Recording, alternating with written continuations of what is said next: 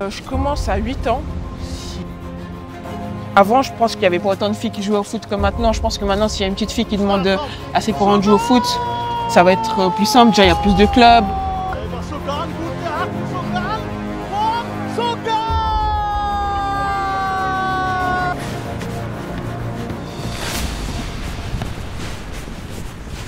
Salut, c'est Maëva Sogan, attaquante d'Étoile Carouge, et bienvenue sur Proxy Focus.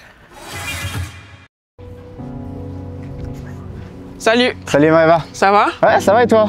Ça va, ça va. Ben, merci de nous accueillir ici chez toi, à La Fontenette, ton chez toi depuis plus de 2 ans maintenant. Comment tu te sens ici à La Fontenette à Carouge? Franchement, je me sens assez bien. J'aime beaucoup venir ici. Je trouve que c'est des belles infrastructures. Et voilà, T'es épanouie? Ouais, j'adore. En tout cas, ça se voit sur le terrain parce que toi, t'es attaquante. On dit souvent le travail d'attaquante, il est ingrat parce que faut marquer tout le temps. Sinon, t'es vite en crise, t'es vite dans une spirale négative. Et toi, ce qui saute aux yeux, c'est que depuis que t'es à Carouge, finalement, t'as pas vraiment eu ces passages à vide. Comment t'expliques que pour toi, ça marche si bien? Je pense que, bon, déjà, quand je suis arrivée, je jouais pas directement. J'avais pas énormément de temps de jeu. Et c'est venu au fur et à mesure, donc je pense que ça m'a permis de prendre de confiance et puis voilà. Je pense que c'est comme ça que je me sens autant à l'aise. Puis surtout l'entente avec les filles de mon équipe, je trouve que ça joue un grand rôle. Parce que ouais, t'es arrivé en fin de la saison 2022, donc là tu entames ta 3e saison, t'as entamé ta 3e saison avec Étoile Carouge. La Maëva Sogan buteuse, on a appris à la connaître au cours des derniers mois, des dernières saisons. Moi, avant d'entrer là-dedans, je voulais d'abord faire un saut dans le passé. Et puis donc il y a tes débuts en club finalement, parce que tu as connu 2 clubs. Avant Étoile Carouge, il y a eu Aérolignon. Aérolignon qui, historiquement à Genève, en termes de football féminin, ça a toujours été un club important. Encore plus il y a quelques années. C'était vraiment une référence. Ouais, c'est ça. Donc finalement pour toi, si tu voulais faire du foot, c'était là-bas. C'était quoi un peu ton parcours dans ce club? Alors déjà, oui, comme j'ai dit, il y a mon grand frère qui m'inspirait beaucoup. Et mon frère, il a joué à Aïr. Donc j'avais eu l'habitude d'être à Aïr. Et aussi, moi j'habite au Charmy, donc c'était vraiment le club le plus proche. Après, sinon il y avait Chénois, mais ça faisait vraiment très loin. Très loin, ouais. Par rapport, si tu habites au Charmy, c'est clair que c'était le choix logique finalement. Oui. Et toi, tu as fait tout ton parcours là-bas jusqu'en 2022 où tu passes à Carouge. Tu as des moments marquants qui te reviennent de ton passage à Aïr? Déjà, est-ce que tu as toujours joué avec des filles ou est-ce que des fois tu es dans des équipes de garçons? Alors à Aïr, au début j'ai joué avec des filles. J'ai commencé en E2 si je ne me trompe pas. Et il y a un moment en D où, en fait je vais t'expliquer, on a été en FF19 parce que vraiment nos championnats c'était trop facile pour nous. Genre je me rappelle une fois on avait une saison, on avait une magnifique équipe, on avait mis genre 130 buts, on était première. Tu avais mis combien toi sur les 130? Je sais pas, je me rappelle plus. Mais après on est allé du coup en FF19. Et on a fait 1 ou 2 matchs et il y a eu un problème comme quoi on n'avait pas l'âge en fait. Et du coup on a dû retourner dans les autres championnats et on a été avec des garçons. Donc voilà, ça m'a marqué un peu parce qu'on avait une hyper bonne équipe et quand on allait avec des garçons, il y en a qui sont partis. Ouais, forcément. Donc c'était dommage. Mais la plupart du temps, tu as joué avec des filles quand même? Ouais, qu'avec des filles. J'ai commencé avec des filles, puis à Aïr, j'ai fini aussi avec des filles. Et tu gardes des bons passages, des bons souvenirs de ton passage à Aïr? Oui, franchement, oui. Après, ça reste quand même quasiment 10 ans de ma vie, donc il y a eu énormément de choses.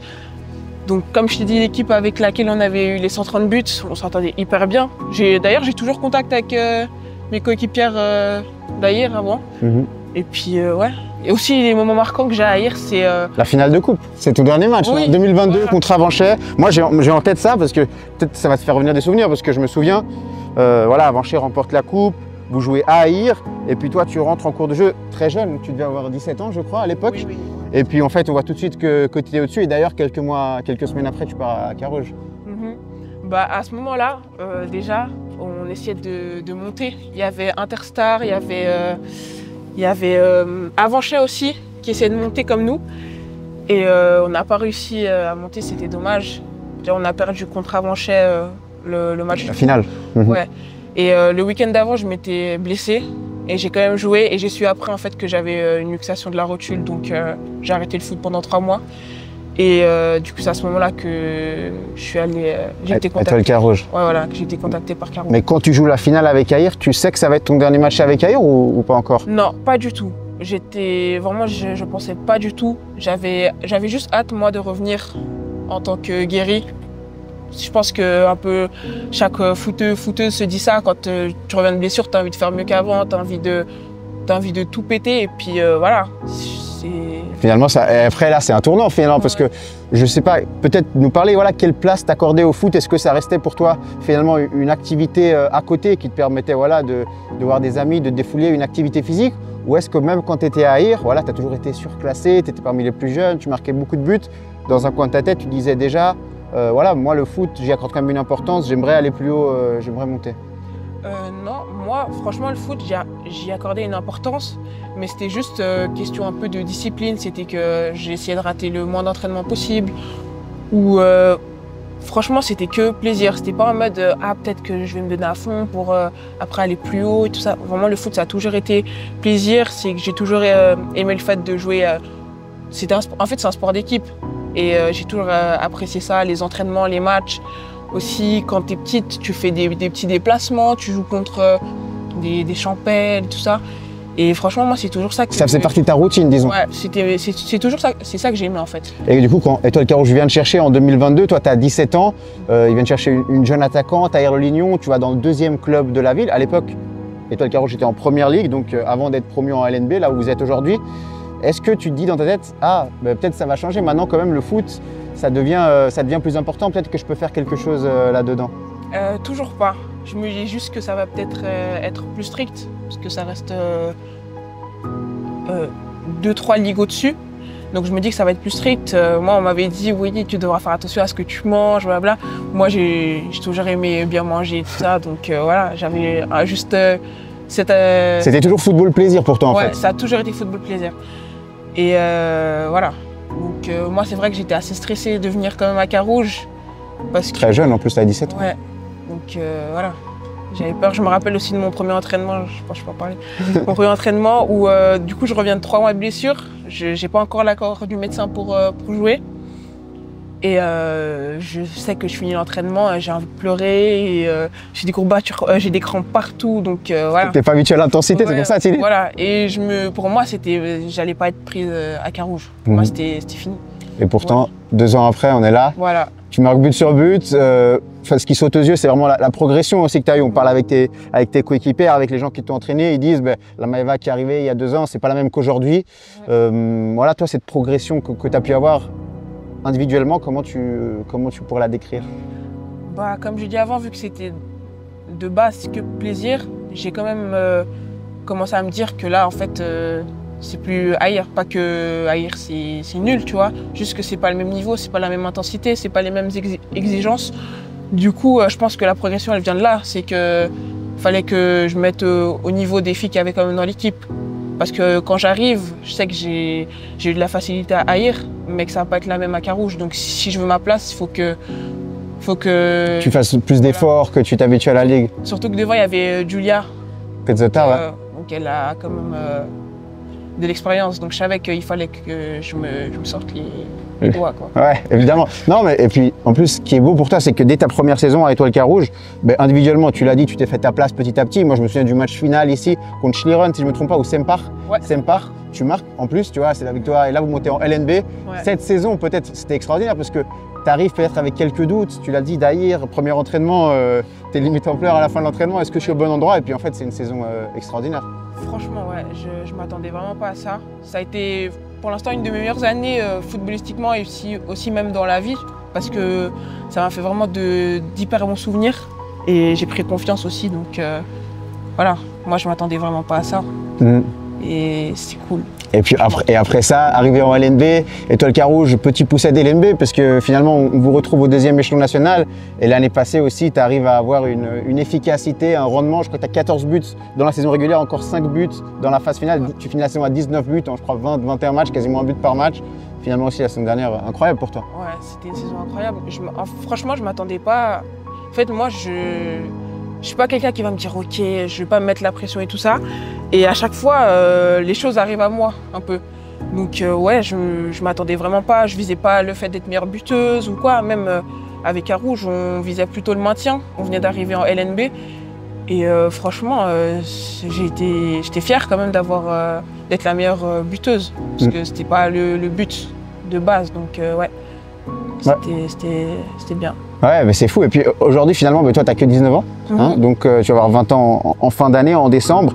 Et puis mine de rien, tu as déjà fait une montée avec ce groupe. Tu as fait la première saison en LNB au maintien où tu marques quasiment 20 buts. Tu te sens déjà comme un cadre du vestiaire, même si vous avez des joueuses d'expérience. Mais finalement, tu connais la maison. Bah, je pourrais... Enfin, je me permettrais pas de dire que je suis un cadre de l'équipe. Mais après, je pense que j'apporte quand même quelque chose. Quand je suis là, je pense que ça se remarque. Et quand t'es pas là aussi, hein. Je sais pas, mais... C'est là qu'on voit vraiment, c'est quand la personne n'est pas là. Ouais. Ça, c'est moi qui le dis, t'es pas obligé de le dire. Ouais, mais moi, j'aime pas dire ça, tu vois. C'est moi qui le dis. Mais ouais, du coup, je pense pas que je suis un... Enfin, je sais pas, c'est difficile à dire, ouais, bien sûr. C'est vraiment difficile à dire. Parce que moi, après, j'admire beaucoup de filles de mon équipe qui ont beaucoup d'expérience. Je sais même qu'il y en a qui... Moi, quand j'étais petite, que j'étais à Aïr, je regardais... elles étaient en LNB en même moment aussi. Et je regardais, je les admirais. Et il y en a maintenant qui sont dans mon équipe. Donc voilà, comme Laura Rosset, elle a joué avec Aïr. Bien sûr. Et voilà. Donc moi, je me permettrais pas de dire que je suis cadre de l'équipe. J'arrive pas... Je pourrais pas dire ça, quoi. Mais et aujourd'hui, voilà, par rapport à ce qu'on disait avant, que toi, finalement, il y a tout qui t'est un peu tombé dessus, parce que tu faisais du foot pour le plaisir, un peu à Aïr, parce que ton frère, il en faisait, tu voulais imiter ton frère. Après, tu arrives à Carouge, mine de rien, sans pression, tu vois que ça se passe bien. Aujourd'hui, forcément, quand on est l'année passée quasiment meilleure buteuse de LNB, on sait à quel point c'est dur de trouver une attaquante, comme c'est dur de trouver un attaquant dans le football masculin. Est-ce que tu te dis, peut-être finalement, moi je suis encore très jeune, peut-être dans le foot, je peux faire quelque chose en première division, à l'étranger? Ouais, je me dis ça, mais il faut que je bosse. Là, je commence un peu à me dire ça parce que, oui, comme je t'ai dit, il y a tout qui vient à moi. Et je pense qu'il y a un moment donné où c'est à moi de faire quelque chose parce qu'il n'y a pas tout le temps tout qui va me venir comme ça. Donc il faudrait que moi, je progresse de mon côté et que j'aille toquer un peu aux portes aussi, pas que tu attendes que tu viennes dessus. Ouais, voilà. Mais tu sens, j'ai l'impression que quand tu me parles comme ça, que tu as eu quand même ce déclic. Tu le situerais quand, plus ou moins, quand tu vois que vous arrivez en LNB, en fait, ça marche tout aussi bien qu'en Première Ligue? Oui, je pense que c'est ça. C'est fin d'année où je me dis, on n'est pas forcément, tu vois, on est dans le classement, on n'était pas forcément... Bien embarqué, ouais. Voilà, on n'était pas forcément haut de tableau. Mais même en n'étant pas haut de tableau, j'ai quand même mis 19 buts, tu vois. Après, ça veut pas forcément dire... Oui, ça veut dire. Suivant quoi, ça veut pas dire grand-chose. Mais là, je me dis, faut commencer à te poser les bonnes questions. Et là, du coup, ton approche au foot, elle a changé depuis le début de l'année? Ou peut-être tu accordes plus d'importance, tu dis, c'est mon rôle, je suis l'attaquant d'Étoile Carouge, il faut que je sois performante, aussi peut-être pour dans le futur avoir des opportunités plus hautes? Ouais, franchement, je me dis ça.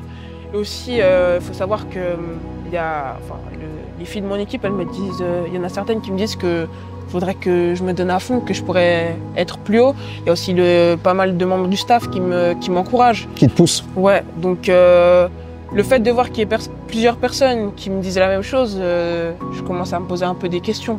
Avoir cette prise de conscience. Je pense que le déclic il vient de là. Enfin, il y a plusieurs éléments. Voilà. Et pourquoi pas finalement atteindre cette première division avec Étoile Carouge, parce que c'est votre deuxième saison à LNB. Vous avez eu l'arrivée cet été du nouveau coach aussi, Diogo Abadé Franca, qui n'a pas caché les ambitions. Voilà, il aimerait disputer les finales avec Étoile Carouge. On voit qu'Yverdon, elles sont assez bien parties. Normalement, elles vont les faire. Après, il y a une deuxième place à prendre. Finalement, toi, oui, évidemment, ce serait bien d'aller en première division, mais pourquoi pas y aller avec Carouge? Franchement, ça serait pas mal d'aller avec Carouge, surtout que c'est à côté, c'est la maison. Et si j'ai pas à partir, franchement, ça serait cool. Puis surtout, ça serait bien pour les filles parce que quand même, on s'investit beaucoup. Parce qu'on voit les résultats, des trucs, blabla, mais derrière, il y a des filles. Et les sacrifices. Voilà, on est là quand même 4 fois par semaine. Il y a de tout âge, il y a de 17 ans à 30 et quelques. Donc, même de 17 ans à 30 et quelques, il y a des sacrifices à faire. Genre, moi, je sais qu'il y a plusieurs fois, par exemple, où j'ai dû rater des trucs. Donc, bien sûr. Voilà. On ne se rend pas forcément compte. Oui. Hein. Et ça, c'était même le cas en Première Ligue. Je pense que c'était... Peut-être on peut revenir rapidement là-dessus. Quand tu passes de 3e Ligue à Aïr, où tout le week-end tu vas jouer peut-être le dimanche à Lancy, à Champel, à Carouge, enfin tu joues dans le canton. Quand tu passes en Première Ligue, des fois tu prends le car le dimanche matin à 8 h et tu reviens à 8 h du soir parce que tu vas jouer en... Ouais, c'est c'était dur un peu au début. Bon, après, moi, j'ai toujours aimé parce que c'est vrai que c'est... Vu que, comme j'ai dit, j'aime bien le fait que ce soit un sport d'équipe. Donc, on est tous dans le car, on fait des jeux de société, on parle. Moi, au début, j'ai quand même apprécié. Ça crée des liens aussi. Ouais, ça crée des liens. Des amitiés. Il faut savoir que moi, je me suis assez vite intégré, ouais, c'est ça. Donc, moi, j'ai apprécié. Après, c'est sûr que c'était un peu compliqué au début. Quand tu viens au stade à 9h et que tu rentres vers minuit, ah bah, il faut s'habituer. Avec l'école et tout, donc ça fait des sacrifices, c'est vrai. Tu te verrais où aujourd'hui dans 5 ans, quand on regarde la progression que tu as pu avoir ces dernières saisons, voilà, Maëva Saugan, footballeuse, comment tu te projettes où? C'est dur? Ouais, franchement, c'est dur. J'aimerais bien me voir, par exemple, dans 5 ans, dans un bon club. Je sais pas. Franchement, je voudrais bien, mais après, il faut que je fasse les efforts. Tu dois bosser où, tu penses? Parce que tu disais, ouais, je commence à avoir cette prise de conscience, mes coéquipiers me disent, les gens du staff ils me disent, je peux faire quelque chose. Tu penses que c'est où que tu dois encore plus progresser pour augmenter ton niveau? Je pense que c'est assez technique, la technique, la force aussi. Enfin, je pense que sur l'explosivité, je pense que je pourrais aller encore plus vite. Il faut juste que je travaille ça.